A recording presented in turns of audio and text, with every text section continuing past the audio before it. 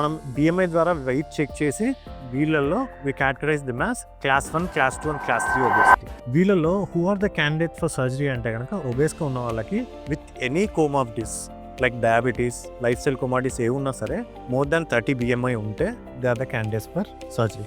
ఎందుకు సర్జరీ అంటున్నా అంటే ఈ comorbidities not just because of weight, ఈ కోమార్బిడిటీస్ వల్ల వాళ్ళకి కార్డియోపల్మరీ రిస్క్ ఫ్యాక్టర్ పెరుగుతుంది. అంటే ఒక నార్మల్ పర్సన్తో కంపేర్ చేసుకున్నప్పుడు వాళ్ళకి chances of getting other problems like stroke కానీ ఇవన్నీ వాళ్ళలో పెరుగుతాయి. అట్లే స్టేస్ ఎక్కుతున్నా, వాకింగ్ చేస్తున్నా ఆయాసం రావడము, గురక రావడము, ఈ ప్రాబ్లమ్స్ అన్ని కూడా వాళ్ళలో ఎక్కువ ఉంటాయి. కాబట్టి these persons will definitely benefit if they not losing weight with other exercises కానీ లూజ్ కాలేకపోతే కనుక తప్పకుండా బేరియాట్రిక్ సర్జరీ అనేది డెఫినెట్గా హెల్ప్ అవుతుంది.